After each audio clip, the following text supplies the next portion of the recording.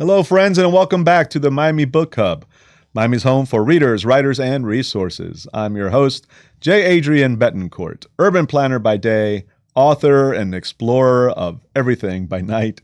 It's a pleasure to have you back here. This is now episode 8 of our little podcast, and apparently that's a lucky number for my guest, so I'll let him explain why. Speaking of my guest, I want to welcome to the program Dr. Rolando Ochoa. Dr. Ochoa, welcome. Muchas gracias. Thank you very much. It's very happy to be here with you. I enjoyed watching all the previous podcasts, and you do a wonderful job. Oh, thank you. I appreciate that, sir. And coming from you, that's high praise because you are what I call a Renaissance man. Well, thank you. Someone that, if you, and you'll please read his biography, has dabbled in a little bit of everything over the course of his life and done it all well and been successful. Kind of following in Thomas Jefferson's footsteps on the 250th anniversary of the Declaration of Independence. But you're a fascinating guy, and our viewers will appreciate that at the end of the show. So episode 8, why is that special to you? Well, it is very special because the number 8 has been, shall we say, pursuing me my entire life. I was born the 8th of November, and I weighed 8 pounds and a half, which is 8 pounds and 8 ounces. It was the 8th year of marriage of my parents. The lottery in Cuba that week, the number one prize was 808. Oh. So, and also I am married and I have 6 kids. So that makes us 8 in the family. Yeah. So, and now I'm sitting here with you and I just found out that this is episode but of course, 8. So you're forgetting one thing. What? Your name was Ochoa. Ochoa, yeah, Oh, which is it was meant to be. right. I had, I used that name in a different way when I had a band. Yeah. And the band was called Formula, and then the number 8 and the letter A. Ochoa. And people would say, "Oh, Octava, no, Formula Ochoa." And you have lived a life of 8 men. And we'll get into some of those 8 lives. It shows in my hair. Oye, tiene más que yo, and I'm a little younger, but so be proud. So you spoke briefly about singing. So you actually started life in Cuba, in La Habana, I believe. Right. And obviously came to the United States, and we'll talk about that journey. But you started there as a child entertainer. Is that correct? That is correct. My parents were entertainers in Cuba for a long time. And then after struggling for many years, my father became one of the top comedians in Cuba in TV. And my mother also was working in TV in various programs. My father's program in TV was the number 1 rating program in Cuba for the last 11 years. And so then, obviously, I started thinking that would be my career also. And I got started in my father's program. And what I did was very well accepted. So I did it several times. Then I was... Is it like a variety program? Or what? Yeah, it's called Casino de la Alegría. It was a nightclub. Heard of it, yeah. Nightclub, and then they would have different numbers, musical numbers, and then they had a sketch. Yeah, it was a Sábado Gigante of its time. Well, they're a little different than, slightly different. but then, because of the success I had in the program, I was given a contract to have my own show on Sunday nights. And it was sponsored by U.S. Royal Company, which is the makers of U.S. Keds. When tennis shoes were just Keds, not like today you have $300, $400 tennis shoes. And I was the spokesperson for the Keds in Cuba. Wow! And I did all their ads and what have you. So I did that for a couple of years. And then until everything that happened, everybody knows, then I had to come to the United States. And At what age? I was 19. 19, okay. And then, of course, after being here in South Florida for a while, I decided that I need to go to California, to Los Angeles, because that's where the opportunities are, I thought, how wrong I was, because everybody and their uncle Right. wanted to be there. So everybody wants to be an entertainer, not everybody, but millions of people.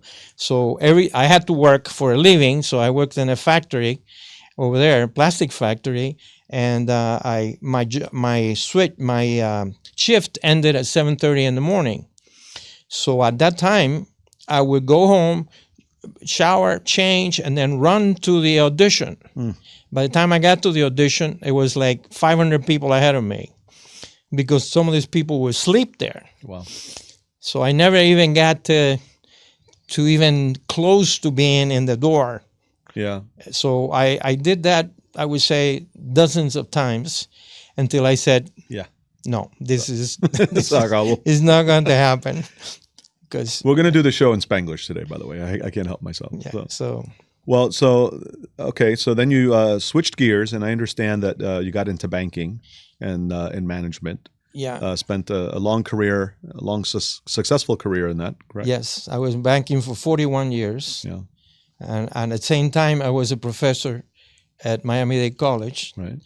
And when I retired from banking, I went to full-time for Miami Dade College for the last 6 years, and then I decided to retire. And at the same time, I had a band that I had for 20 years, and we played weddings and divorces. Divorce. No, see, I'm only kidding. I used to. I think it's great. I think you should have a party when you No, do. I used to say to the bride and the mother, which is normally who you deal with. Yeah. I said, well, if you want I give you the package, and if they get divorced, I give you half a price for the party. And they would look at me like, what do you mean? I know. I can see your dad was a comedian. Oh yeah, he was the best. He was the best. I miss him so much. Yeah. He died in 2008. He died. He was 92. Wow. And anyway, so Long life. Okay, so you retire from banking. You're performing, at weddings and divorces and bar mitzvahs and who knows where. And then, not content to retire, you decided, I'm going to be a writer. So tell us how you transitioned into writing. What was your first book? Well, the way I decided to start writing, I always liked to write. Even when I was younger, I used to write poems for the girls that I wanted to pick up. That was a good way to get into not even first base, but a home plate at least. So when I did my doctorate at Nova Southeastern University, I had to write a dissertation, which is like 400 pages. So that was, if you didn't do that and it was approved, you didn't graduate, no matter what your grades are. So I worked on that for about a year. So I sort of got some desires that maybe I could do this. So then I decided to write my biography, which I published in 2017, and it was presented at the Miami Book Fair. Let's see it. And this is the book, and you see me as a young TV personality, and then you see me as an. Of course, I don't look anything like this now. You hadn't changed a bit. Yeah, thank you.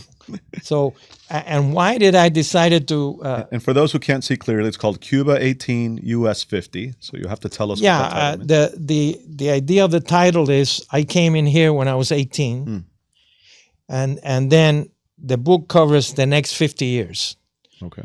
Because if I didn't stop somewhere, I would have, continue and never finish the book. This So is true. I had to stop, and it tells you the story of what I just told you about Cuba and my parents and how I got to the exile and the different things, and how I got into the army, because I served in the army for 2 years during Vietnam, and how I got married and how I got into banking and blah, blah, blah, until, my kids were born. And, I have 2 girls and 4 boys.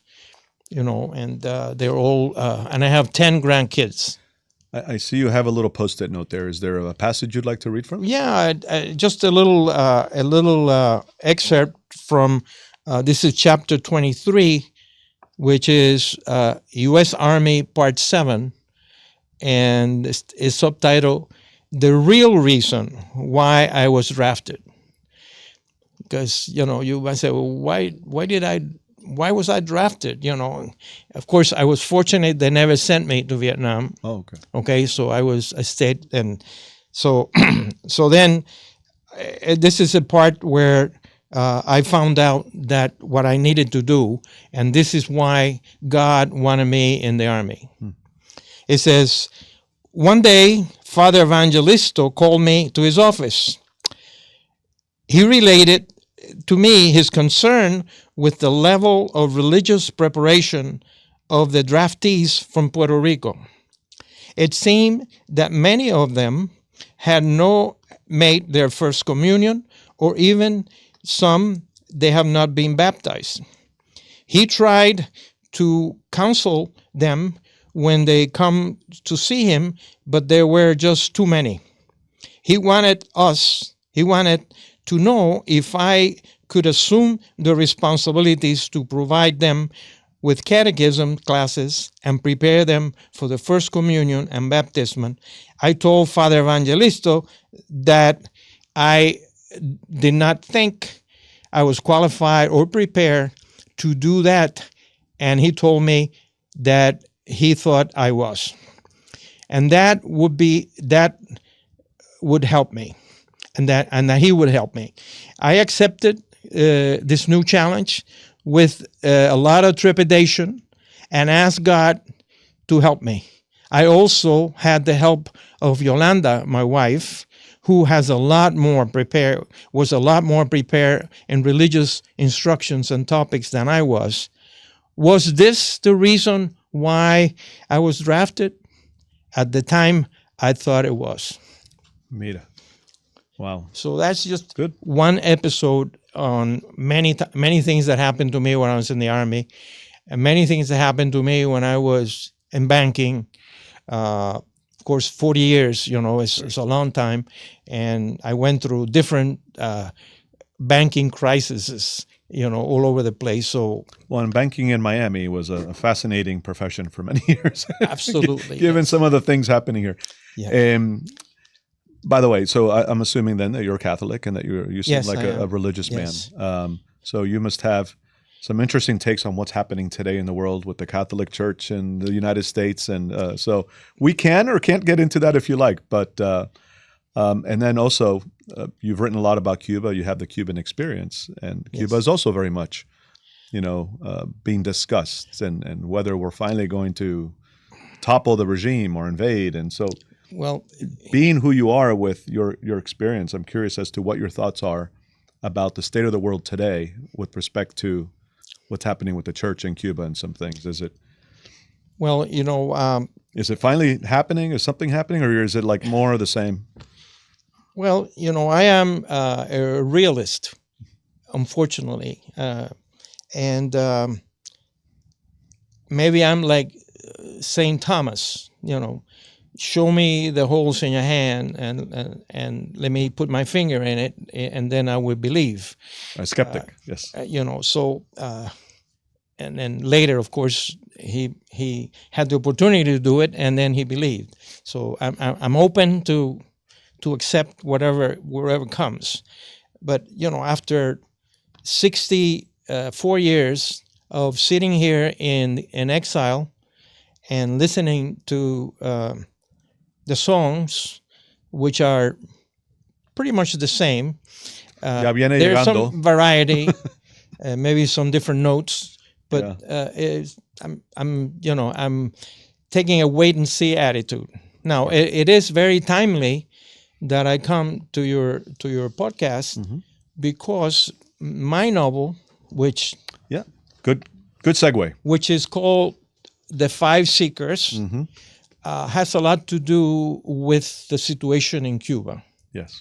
And the main plot is that Cuba is not free for the last 60 some years because Cuba has nothing to offer to the United States, namely oil. There's no Strait of Hormuz in Cuba. And this particular theory of mine, which is obviously followed by the protagonist of my novel, because I wrote it, pretty much is what's happening. I think so. In what's happening. So my book actually is very timely right now, Yeah. even though I wrote it and I published it in 2024, 2 years ago. I'm not a clairvoyant, You're a prophet. but or a prophet, but the situation is that right after the main plot, if you want me to go cover that now. Yeah. So we haven't even touched on what this is about the Pedro Pan experience, Right, largely, right? Yeah, it is partly about the Pedro Pan. After the Bay of Pigs invasion in 1961, and the debacle that was, and everybody knows, I'm not going to get into details. Castro gets a lot stronger, so the word was out that he was going to take over all the kids away from their parents. So the parents panic, and then they come up with the CIA and the Catholic Church and a Protestant school in Havana. They come up with a plan for parents to send their kids to the United States unaccompanied. Right. In the program, they call it Pedro Pan. Of course, trying to think of Peter Pan, but Pedro Pan. And 14,000 plus kids came over. My wife was, even though she didn't come with that program, she came at the same time by herself in 1961. I came in 1962 with my parents, but a lot of people that I know. So why am I writing this? Well, I have a lot of respect for the people, the kids of Pedro Pan, but I have even more respect for the parents. As a parent and a grandparent, imagine sending your kid, boom, by yourself to a country that you don't know, people, you don't have anybody, no relatives, and then, it takes a lot of guts. The ultimate the sacrifice. Desperation in these people's mind, imagine the anguish that they have to go through. So I respect them a lot. So I wanted to emphasize that. So then the kids come, and I take the story with 5 of them, two girls and 3 boys. At this point, this is fictional, right? So you're taking historical facts, but then applying a fictional element. You got it. I'm looking at what really happened right. to some of the people, and I am personifying them in my characters, which are fictional, of course, in a way. So then they come here, and then they send to an orphanage in Colorado, and they go through a lot of trouble. They become, like many of the people that came Pedro Pan, very successful, very educated, very smart, very driven. And then they become adults, and then they come up with the idea as to what can we do to bring freedom back to Cuba. And then 2 of them were scientists, and they come up with the idea that Cuba must have oil, and we're going to find it.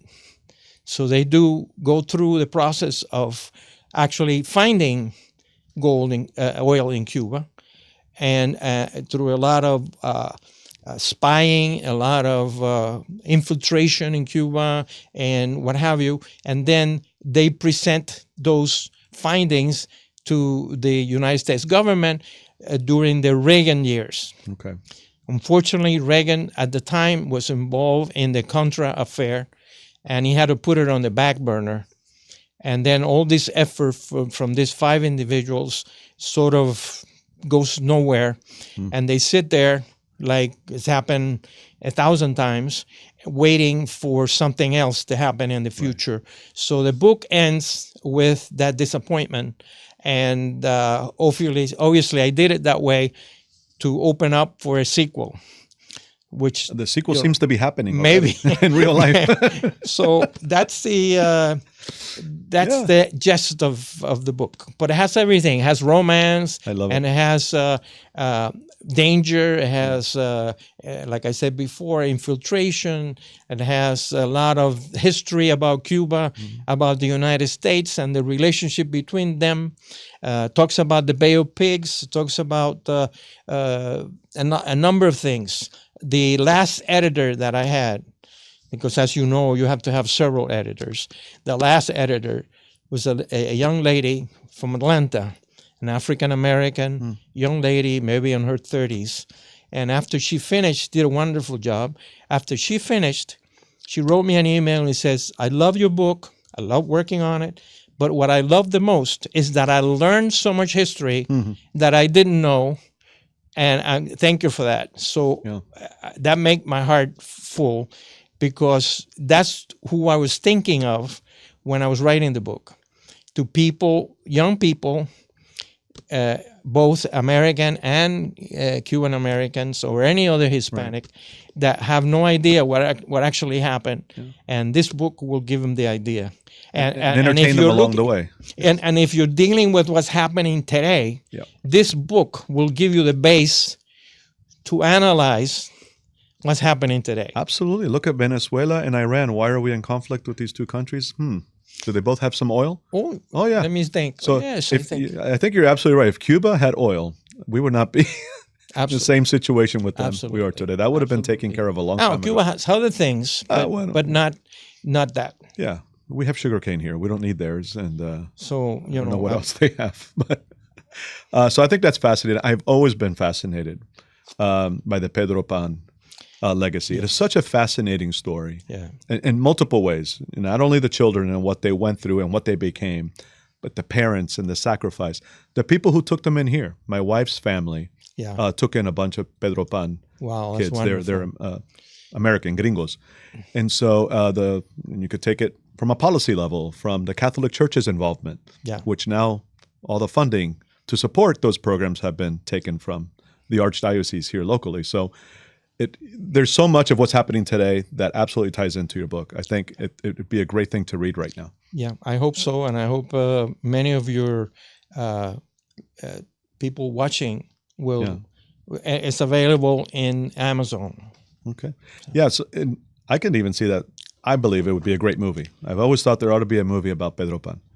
And this is a great way of telling that story, because I love the underlying kind of black gold oil as an incentive for U.S. intervention. I like that wrinkle. Well, that's good. I agree. I agree with you. But if I had a hard time finding an agent to have this published through a traditional publishing house and not self-published, imagine. You never know. There could be a producer watching this episode today, and he's like, hey, I think that would make a great story. You have to have somebody to help you. Claro.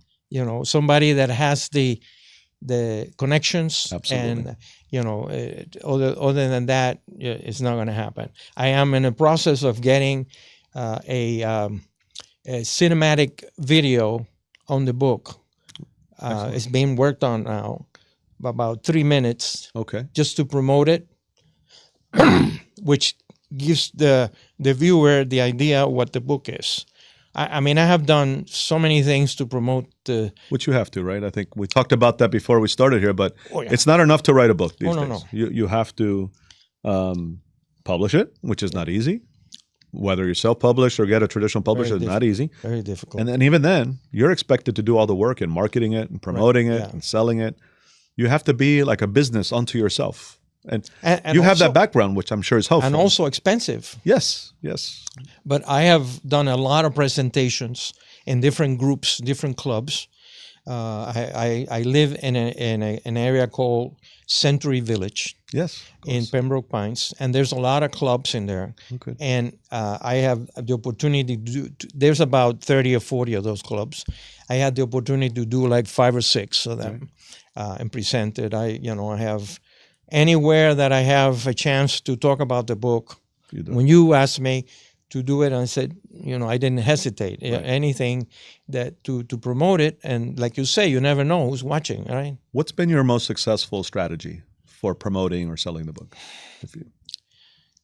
I'm trying to learn here Yeah, for my own purposes. there are obviously, I would say that even though I have sold, or I have been able to sell probably about 500 books. I don't think I have one strategy that they say did 250. Right. I presented it at the Miami Book Fair last November, and I think I sold in the presentation 20 books, approximately 20 books.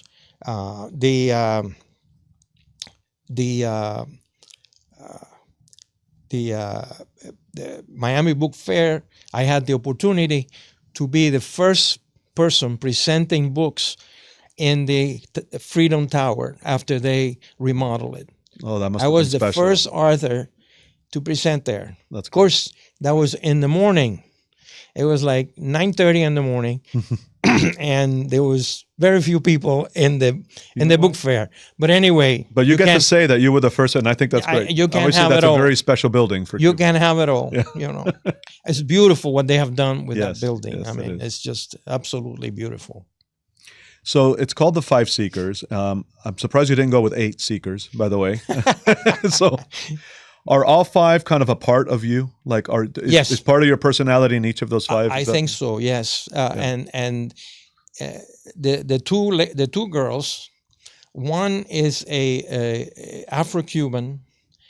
Her mother was white, and her father was black, and she's beautiful. She's got the looks of her mother, and sort of a very distinct color of skin, and she has blue eyes. And she becomes really the number one protagonist. She becomes a spy, a double spy, and for Cuba and for the United States. And she's the one that infiltrates in Cuba to try to arrange for sabotage of the radars in the coast, so the boat with the other people could go and do the experiment to find the oil. The other girl is a Chinese girl that is a Navy officer, becomes a Navy officer and works for the Pentagon. And she is able to, from the radars, she's able to sort of look over that operation to make sure everything is okay. The one of the boys works for the State Department. Is a very smart guy, and his mother was American. So he's the only one that speaks English when they come from Cuba. The other guy is a scientist, a geologist. And finally, the youngest of the group becomes a oil expert, oil exploration expert, and he's also a tennis player, and he's a sort of a ladies' man. And Okay, that's the one that's most like you. No, I wish. No. So then that's that's how they relate. There's two that are married. Three that are married and two that are single. The principal girl and the last guy are single, and then there's a romance established with them at a certain point. You always have to have a little romance. Yes, in the book. So the only thing missing was a wedding singer banker. The only thing missing was a wedding singing banker. That's for part 2. Yeah. Speaking of part 2, so anybody who starts writing gets the bug and is always working on their next book, at least in their head. Are you working towards something else? Yes, I already finished my second novel, and I learned from my first novel. What I learned was that if you look at the statistics, you see that who buys novels, and demographically, more than 80% are women. Yep. And what kind of novels do they buy? Mostly romance, crime, fantasy. Very few are interested in historical novels like this. Right. So then you look at the other side is the the agent, the literary agent. The system is such that Right.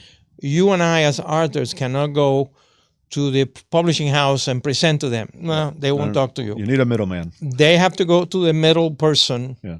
Middle person, because Thank you for the correction. 90% Yes. are women This is true. of the agents. Yep.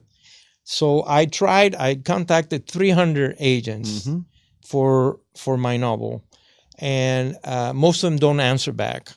And I think I have like 20, 30 no's responses. Wow. So I figured it would be that not only the topic is controversial because it's anti-communist, if you will, it doesn't take political sides, but if you read it, you find out that it's sort of a conservative approach to things, anti-communist and what have you.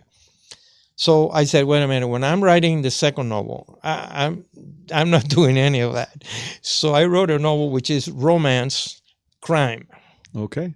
And the crime happens to be a white-collar crime in banking. That's great. And it's money laundering. Good. Crime. So because I've experienced a lot in that area. Like I said, being a banker in Miami during the 80s and 90s, you probably observed a thing or two. Yes, more than once. My wife, who is my, shall we say, not editor, but she is the person that reads everything that I publish, and she is like the censor. Yeah. You can't put this, you can't put that. So she was reading the new novel, and she says, "You're teaching people how to launder money."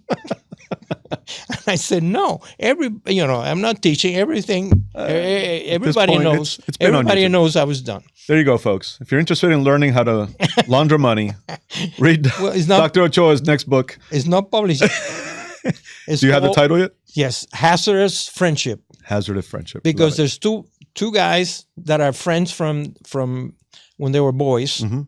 One is good and the other one is bad.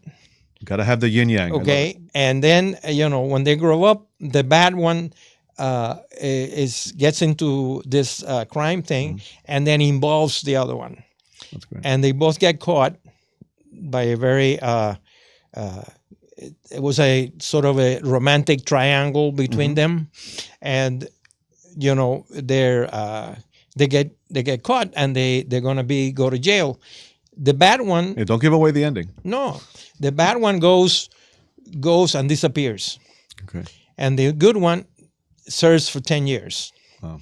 And he writes the book from jail. From his perspective. I love it. So we'll have to have you back on once that one's published Yes. to speak more in depth on that. Dr. Ochoa, unfortunately, this is all the time we have. Okay. We could have talked for hours given all your many lives. Thank you. Las ocho vidas de Dr. Ochoa. But I love what you've written. I love everything about you. I think you're a fascinating guy, and I want to thank you for appearing on the program. Oh, before I forget, if people want to learn more about you or purchase a book, where should they go? I know the book's available on Amazon. Do you have a website as well? I don't have a website. Okay. I have several YouTube channels, Okay. and I am in LinkedIn, and I'm also on Instagram. Perfect. So there's look a for lot. Dr. Rolando Ochoa. Yeah. They should be able to find. Or simply Rolando Ochoa. Ochoa. If you're going to go to Amazon, you have to put the M, Rolando M. Ochoa, Okay. because there's a Rolando Ochoa who is an accordion player in South America, very famous. And if you put Rolando Ochoa, you get his idea. And I don't even come up. There you go. You can buy his book on learning to be an accordion player. I guess Yes. it sounds fascinating. Sir, thank you again. Thank you. Appreciate you. Thank you for telling the story of Pedro Pan. I think more people need to know about it. I know we know about it here in Miami, but it deserves a wider audience. It really is fascinating. I want to thank Miami's community newspapers for producing this program. Thank you, Enzoni, back there behind the screens. And I want to thank you, the viewers, for tuning in and following our little podcast. Please continue to do so. Like, subscribe, share, and check out some of our upcoming episodes. We have, a good 5 or 6 authors and other members of Miami's literary community lined up. In the meantime, Miami, keep reading, keep writing, and stay curious.